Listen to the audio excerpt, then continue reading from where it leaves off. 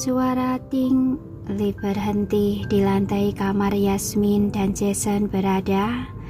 Shin hendak membantu Yasmin keluar dari lift, tapi Jason tiba-tiba berkata, "Aku tinggal di kamar sebelahnya.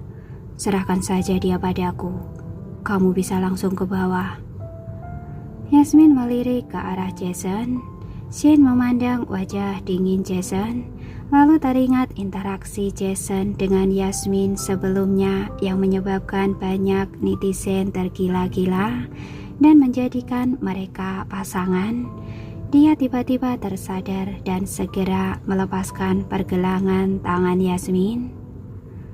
"Kalau begitu, aku pergi dulu," kata Shin pada Jason dengan sopan. Jason melangkah maju, memapah Yasmin, bergumam pelan dan membawa Yasmin keluar dari lift dengan wajah dingin. Begitu keluar dari lift, Yasmin hendak mendorong Jason menjauh, tapi Jason meraih pergelangan tangannya dan menatapnya dengan mata dingin. "Kenapa? Aku merusak pencarian mangsamu. Kamu sangat marah ya?" Yasmin memasang wajah dingin dan tidak membantah. "Terserah kamu, mau berpikir apa?" Geraham belakang Jason bergerak, dia memeluk pinggang Yasmin dengan satu tangan. Matanya sangat dingin.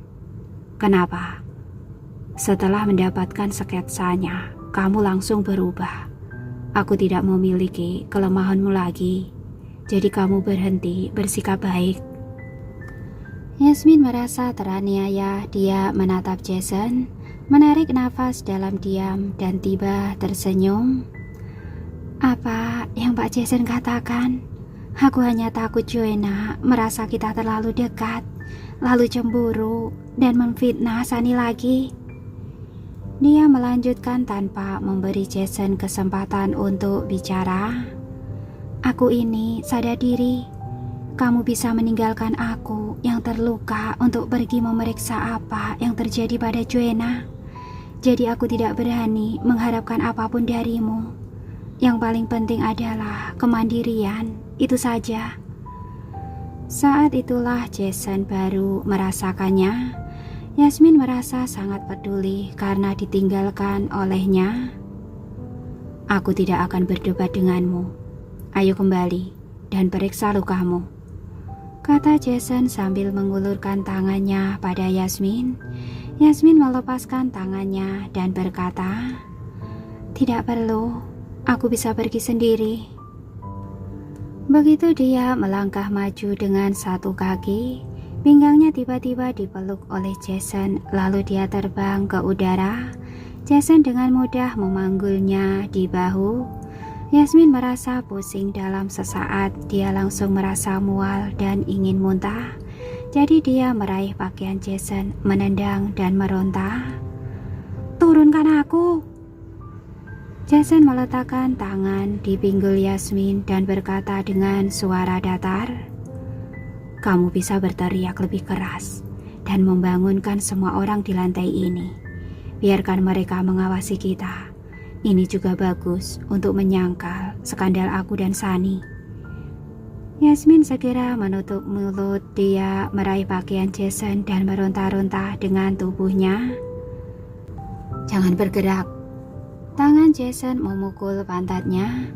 Wajah Yasmin memerah. Dia sudah sangat sesak karena tergantung terbalik, tapi sekarang langsung menyerang kepalanya dan membuatnya pusing. "Yasmin, jika orang lain mengira aku membukakan pintu belakang untuk Sunny, aku tidak akan membantumu dan tidak akan menjelaskannya," Jason kemudian mengancam. Yasmin yang merasa pusing meraih pakaian di punggung Jason. Tubuhnya meronta ke atas, mencoba membuat darah yang mengalir ke kepalanya kembali mengalir dengan baik. Setelan baru yang baru saja dipakai Jason benar-benar dibuat kusut olehnya. Yasmin merasa tidak nyaman. Dia mengayunkan kaki, membungkuk dan memeluk leher Jason dengan kedua tangannya. Sambil terengah-engah mengalirkan darah, Jason mengizinkannya memeluknya seperti ini. Rambut panjang Yasmin bergerak maju mundur. Akhirnya Jason membawanya kembali ke kamar dan melemparkannya ke tempat tidur. Yasmin terbaring lumpuh di tempat tidur, merasakan perasaan linglung saat darah perlahan kembali ke tubuhnya. Jason berdiri di samping tempat tidur, melepas jasnya, melepas dasi kemejanya, lalu membuangnya. Rambut Yasmin tergerai di tempat tidur seperti rumput laut. Setelah pelan-pelan tersadar, dia melihat Jason berdiri di depannya, menyisingkan lengan bajunya dan tanpa sadar menelan ludah. Apa yang kamu lakukan?" Jason menatapnya dalam-dalam dan tidak menjawab. Lengan bawahnya terbuka dan garis otot di atasnya membuatnya tampak kuat dan seksi. Saat Jason membuka kancing meja, Yasmin menyusut di tempat tidur. Apa yang akan kamu lakukan?" "Menurutmu, apa yang ingin aku lakukan?" Jason perlahan-lahan membuka kancing pakaiannya. Pandangannya seolah ingin memakannya hidup-hidup. Yasmin panik, tangan putihnya menggenggam kain satin hitam. "Aku tidak ada hubungannya dengan Zen. Kamu tidak perlu seperti ini. Aku bahkan belum membuat perhitungan denganmu.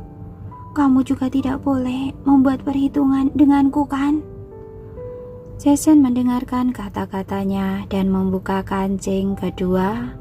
Tulang selangkanya terlihat, dadanya juga sedikit terlihat melalui kerah yang terbuka.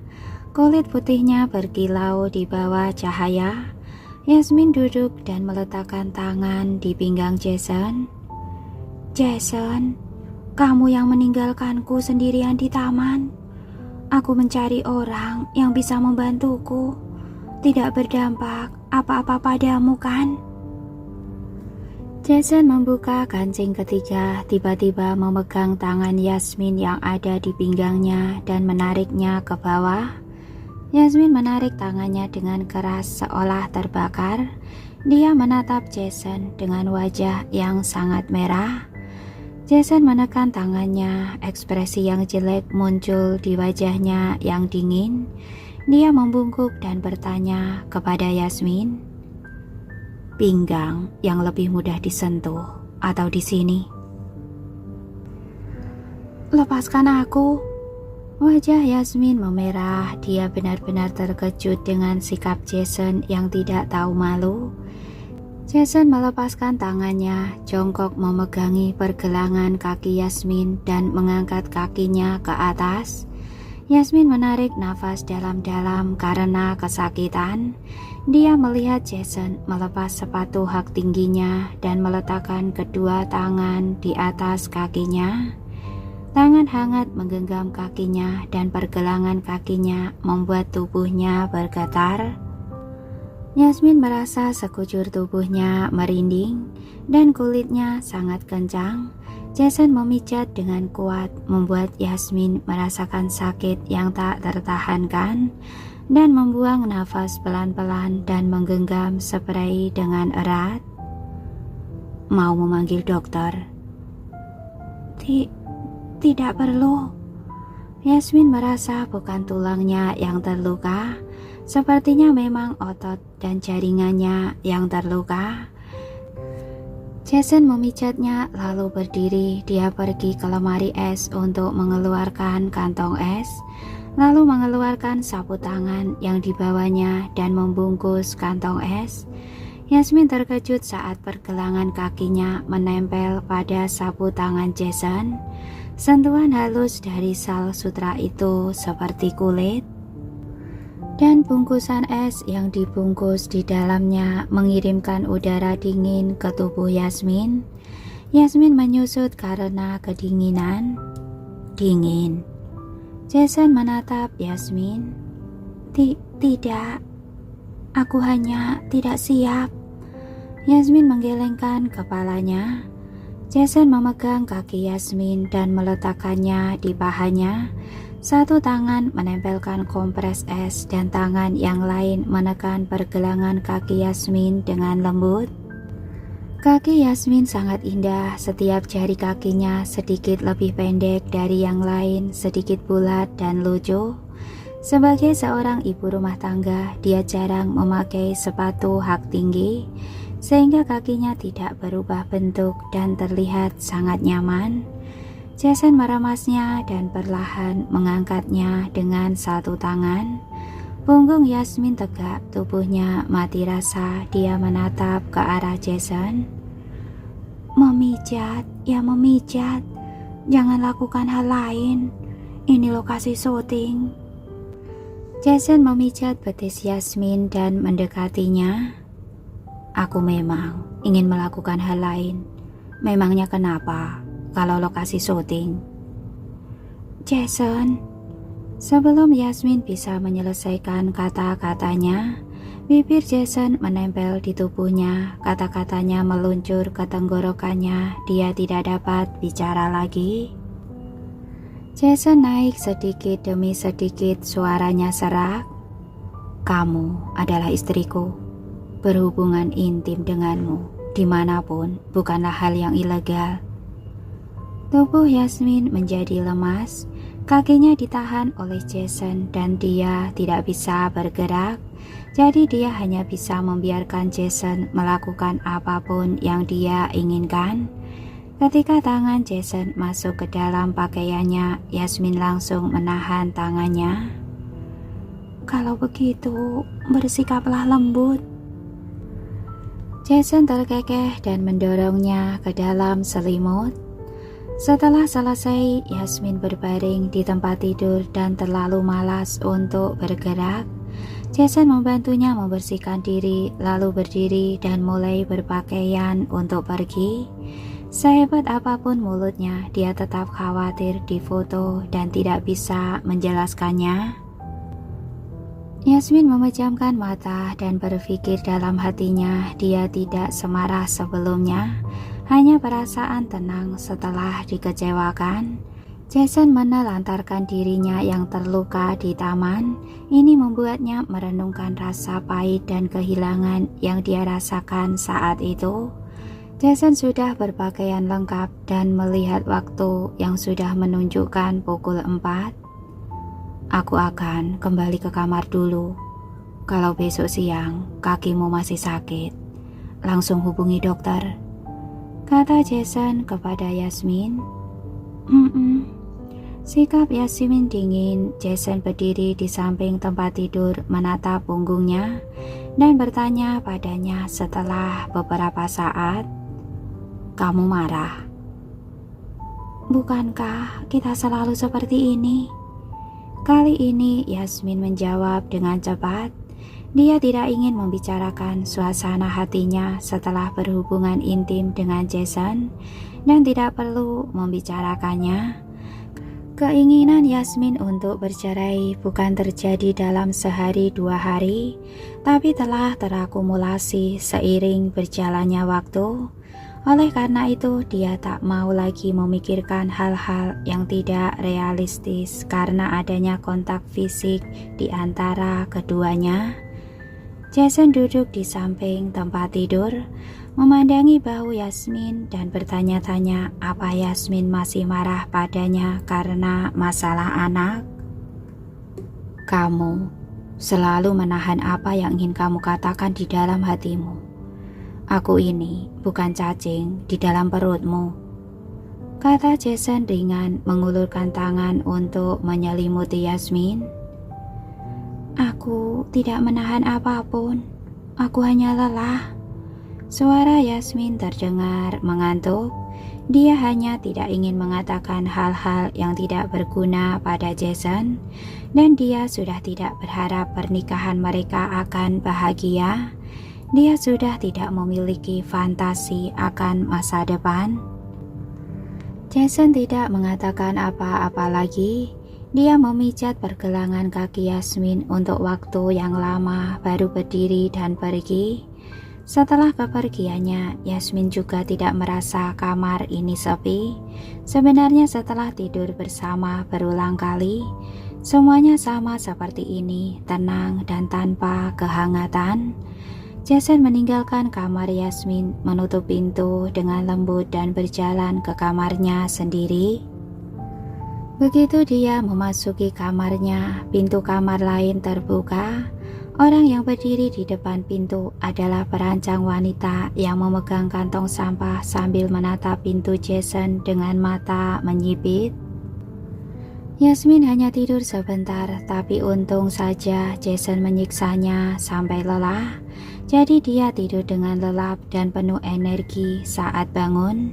Walaupun pergelangan kakinya masih terasa agak sakit, namun dia masih bisa berjalan normal, masih bisa ditoleransi asalkan tidak berjalan terlalu cepat.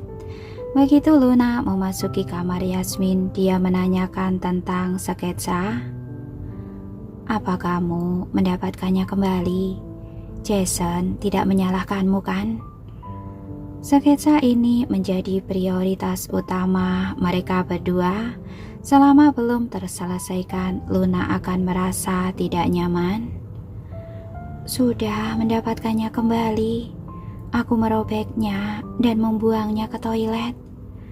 Yasmin menjawab dengan pelan sambil menggerakkan pergelangan kakinya.